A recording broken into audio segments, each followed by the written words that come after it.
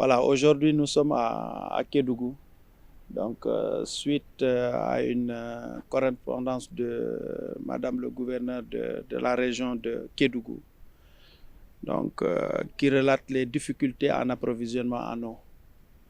Donc dès que nous avons reçu la correspondance, le ministre de l'eau et de l'assainissement, le ministre Mbaye Thiam, nous a instruit de venir se déplacer pour voir ce qui se passe. Exactement, il y a des problèmes réels ici.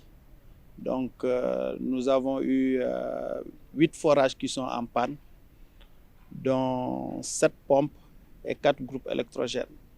Donc, tout de suite, il nous a instruit de régler la difficulté. Donc, là, les 7 pompes sont disponibles, ainsi que les 4 groupes électrogènes pour que les forages, à partir de la semaine prochaine, soient fonctionnels et que les reviennent à la normale au niveau des 3 départements de Kédougou. Kédougou, en fait, c'est une zone assez spécifique, hein? Donc géotechniquement, donc, la source d'eau est assez difficile à atteindre. Donc c'est juste des poches qu'il faudra atteindre, et ça, techniquement, il faut des pompes motorisées. Donc dans les perspectives de l'OFOR, donc nous avons un large programme de changement de ces pompes qui sont motorisées en pompes solaires. Donc on a reçu des instructions du ministère de l'eau et de l'assainissement pour que ces pompes motorisées soient transformées en pompes solaires.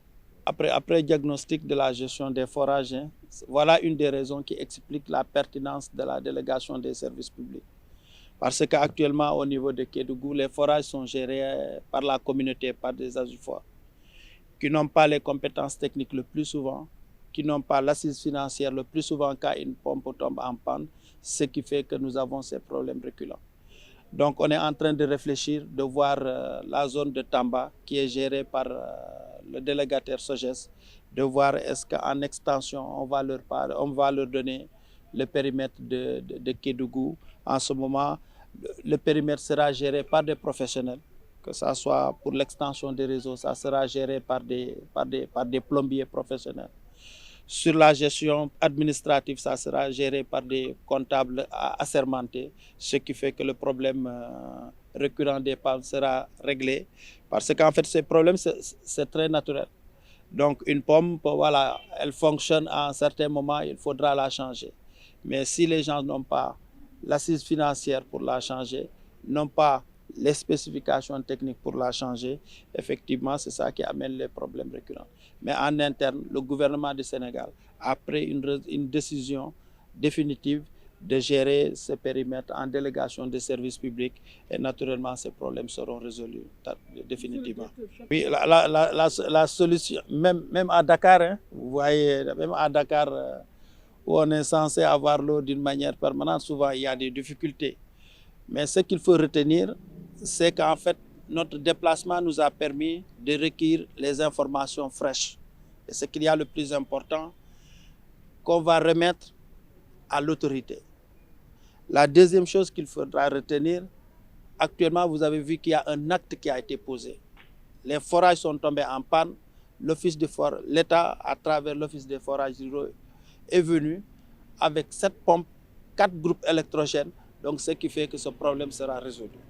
Maintenant, effectivement, après avoir discuté avec la population, en regardant la géotechnique de Kédougou, il y a des possibilités certainement de transfert d'eau qu'il faudra penser. En fait, les solutions durables seront étudiées. Et ce qui est sûr et certain, l'information sera transmise au président de la République, parce que aussi ce déplacement permet de préparer un peu le Conseil des ministres délocalisé qui sera fait au mois de mai. Oui, ça aussi c'est une des solutions durables qu'a proposé la division technique. Donc que ça soit le transfert d'eau douce, donc l'eau sera tirée d'un point jusqu'à Kédougou. Effectivement, ici à peu près il y a 6 mois de pluviométrie. Donc tout ça, ce sont des solutions durables sur lesquelles nous allons réfléchir. Et certainement le président de la République, quand il sera là, des décisions fortes seront prises dans ce sens. On a commencé à mettre en place 2 unités de potabilisation. Donc il y a 2 unités de potabilisation qui seront à l'essai. Donc au moment où l'on parle, les marchés sont lancés. Donc ce qui reste, c'est juste de la mise en œuvre.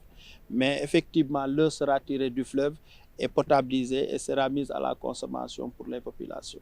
En termes de coût, en réalité, le plus souvent, en tant que directeur général, je ne demande pas le coût parce que le fait que les populations n'ont pas d'eau, je ne calcule plus. Donc, la seule chose qui nous retient, c'est les procédures de passation de marché.